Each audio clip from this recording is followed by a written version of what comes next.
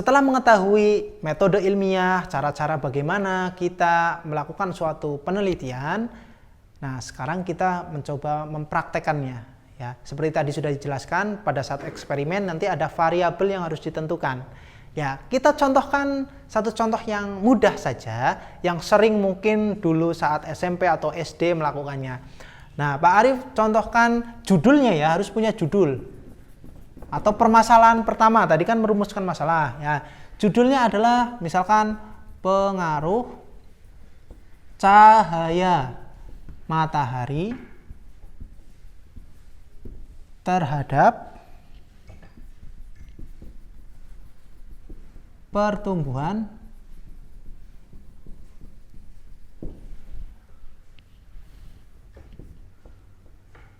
tanaman kacang hijau. Sederhana sekali. Ya, yang penting konsepnya bisa. Oke, apakah benar cahaya itu mempengaruhi? Mempengaruhi bisa jadi mempercepat, bisa jadi memperlambat ya. Pertumbuhan tanaman kacang hijau, kecambah gitu ya. Nah, dari judul ini harus melakukan identifikasi masalah tadi, kemudian observasi, harus tahu dulu, baca-baca buku, cari literatur di internet dan yang lainnya, kemudian membuat hipotesis, kira-kira menurut kalian berpengaruh nggak? Oke, kalau menurut kalian berpengaruh, simpan jawabannya ya. Kemudian melakukan eksperimen. Bagaimanakah cara melakukan eksperimen? Eksperimen itu harus menentukan dulu ada variabel. Variabel itu perlakuan yang diberikan terhadap percobaan yang dilakukan, gitu ya. Variabel itu ada 3. Yang pertama ada variabel bebas atau manipulasi. Bohong berarti Pak? Bukan. Maksudnya adalah perlakuan yang sengaja dibuat berbeda untuk menjadi pembanding. Karena judul kita pengaruh cahaya matahari terhadap pertumbuhan, maka harus ada yang terkena cahaya, harus ada yang tidak terkena cahaya, ada juga yang terkena cahaya tapi tidak penuh gitu ya misalkan. Nah, itu adalah variabel bebas atau manipulasi ya. Perlakuan yang dibuat berbeda. Nah, berbeda. Oke, contoh dalam kasus ini adalah ya, siapkan pot ya, pot di sini. Ada 3 pot misalkan yang ditumbuhkan kecambah, umurnya sama, misalkan tanaman kacang hijau yang masih baru berkecambah umurnya 2 hari gitu ya, sama-sama 2 hari. Nah, ini nanti ada cahaya matahari, ini misalkan 6 jam, ini cahaya matahari cukup 2 jam, yang ini tanpa cahaya. Nah, itu namanya variabel bebas ya, harus dibuat berbeda, perlakuan 1, perlakuan 2, perlakuan 3. Nah, selanjutnya kita menentukan juga variabel kontrol atau yang dikendalikan, terkendali gitu ya. Apa saja? Variabel kontrol adalah perlakuan yang dibuat sama ya. Yang dibuat sama. Oke. Ya, untuk mempermudah, dibuat sama apanya sama? Nah, ini adalah variabel bebas, tulis bebas. Ada kontrol. Kontrolnya apa? Misalkan kecambahnya sama ya, jangan satunya kacang hijau, satunya kacang tanah gitu ya. Beda, harus kacang hijau sama. Ya, kemudian apalagi tanahnya sama, jangan berbeda-beda ya. Pak, apa tidak boleh dibuat berbeda? Boleh, tapi fokus kita adalah pengaruh cahaya. Jadi yang buat beda adalah cahaya saja, supaya tidak terlalu melebar gitu ya. Tanah, kemudian apalagi penyiraman ya. Harus sama, kalau yang perlakuan 1-2 kali sehari disiram, ya yang lainnya sama, jangan berbeda gitu ya, dan lain sebagainya.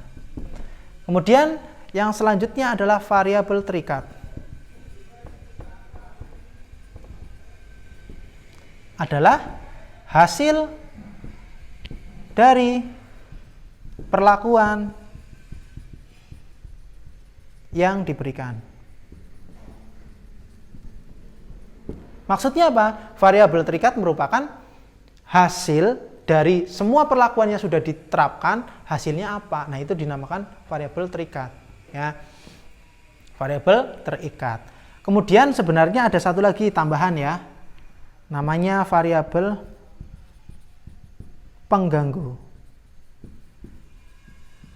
Biasanya tidak disebutkan, tapi agar percobaan kita itu dapat terjaga ya, maksudnya tidak terganggu oleh suatu hal yang tidak diinginkan, maka variabel pengganggu ini harus kita data.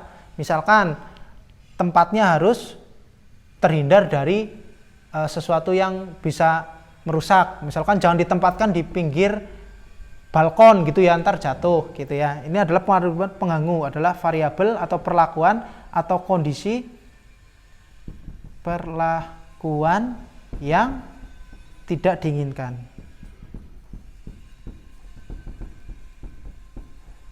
Atau harus dihindari. Nah, kemudian ini dipercobakan ya, diuji cobakan berapa hari, misalkan diuji cobakan selama 1 pekan. Kira-kira tumbuhan mana yang akan tumbuh lebih cepat, mana yang lambat, gitu ya. Nah, hasil dari itu nanti masuk kepada analisis hasil dan kesimpulan ya. Jadi runtutannya sama metode ilmiahnya, tapi pengkhususan pada eksperimen kalian harus menentukan ini dulu, variabel percobaan. Sampai di sini paham? Oke, kalau sudah paham, coba nanti ya setelah selesai belajar video ini mencoba membuat salah satu rancangan percobaan sederhana. Tentukan judulnya apa, masalahnya apa, mengobservasi, kemudian lakukan hipotesis, eksperimen, tentukan variabelnya, kemudian dianalisis, kesimpulannya apa. Diuji coba yang mudah-mudah saja, ya, jangan terlalu susah. Oke. Nanti bisa dikonsultasikan ke Pak Arif ya, melalui nomor yang sudah tertera di grup, gitu ya. Setelah ini kita akan belajar mengenai cara kita bekerja di laboratorium, apa saja yang boleh, apa saja yang tidak boleh, kemudian keselamatan kerjanya bagaimana, dan alat-alat laboratoriumnya bagaimana. Tetap saksikan terus video ini, jangan kemana-mana. Baiklah, kita masuk kepada sesi yang selanjutnya, yaitu bagaimana caranya kita bekerja di laboratorium. Laboratorium merupakan suatu tempat khusus ya, di mana seseorang melakukan suatu percobaan atau penelitian.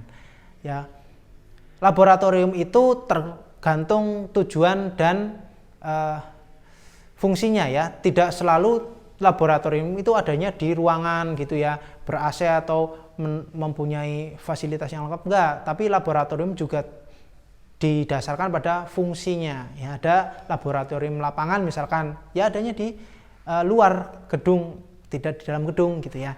Oke, sekarang apa saja tata tertib atau aturan yang harus kita patuhi di laboratorium ya.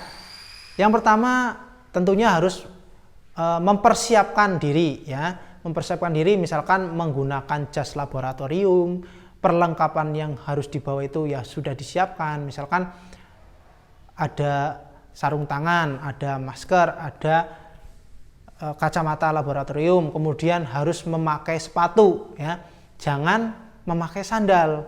Kenapa? Karena kita tidak tahu bahan-bahan atau alat-alat tertentu yang bisa beresiko terhadap tubuh kita. Misalkan ada cairan atau air kimia yang keras gitu ya, larutan kimia keras ya.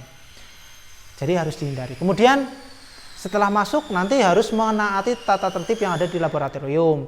tidak mengobrol, kemudian tidak berlarian, tidak mengganggu, tidak melakukan percobaan yang tidak ditentukan ya, karena sudah di laboratorium kalian saya mau explore, saya mau belajar ini sendiri tanpa ada instruksi dari laboran atau orang yang berwenang di laboratorium. Tidak boleh.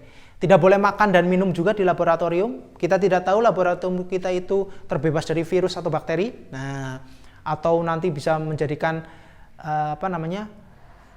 sesuatu yang buruk pada tubuh kita tidak tahu. Gitu ya. Kemudian harus selalu menjaga keselamatan diri dan orang lain yang ada di laboratorium.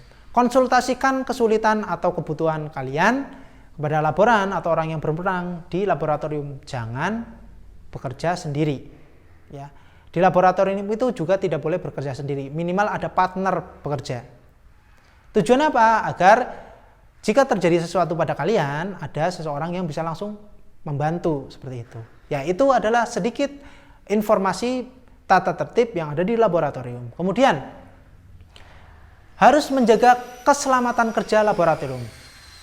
Ya, harus mengerti alat dan bahan yang kira-kira tidak boleh dipegang langsung, misalkan harus menggunakan sarung tangan khusus, misalkan ada cairan kimia yang berbahaya tidak boleh dipegang langsung gitu, atau tidak boleh terkena tubuh atau kulit kita langsung. Kemudian bagaimanakah cara penanganannya? Misalkan kita terkena suatu larutan kimia terus terkena mata, bagaimanakah cara penanggulangannya? Nah, kalian harus tahu, tidak boleh kucek gitu ya, tidak boleh gosok-gosok seperti itu, harus dialirkan air ya, dibilas dengan air gitu, mengalir, jangan dipaksa dengan gerakan fisik gitu ya. Kemudian harus tahu juga misalkan tentang alat pemadam api ringan, itu perlu misalkan kita melakukan percobaan yang berhubungan dengan api. Nah, sewaktu-waktu ya kita tidak bisa mengetahuinya, misalkan ada percikan api yang keluar yang tidak kita inginkan, kita harus siap dengan APAR atau alat pemadam api ringan gitu ya. Kemudian di laboratorium itu juga banyak alat ya dan bahan. Ya, contohnya seperti ini ya. Di samping ini ada namanya gelas ukur, ada namanya tabung reaksi, ada namanya pipet, ada namanya beker gelas dan yang lainnya gitu ya. Ada spatula, ada namanya alat ya, alat yang besar, ada laminar airflow, misalkan ada microwave, ada misalkan shaker dan yang lainnya. Bisa dilihat di sini ya. Fungsi-fungsinya apa? Nah, nanti kalian bisa mencarinya di internet, bisa atau di literatur buku yang tersedia di rumah. Seperti itu. Semoga bermanfaat. Kita tadi sudah belajar mengenai apa itu biologi, kemudian metode ilmiah, ilmu sains, kemudian ada tingkat organisasi kehidupan dan bekerja di laboratorium. Ya, semoga ilmu yang disampaikan bermanfaat. Salam.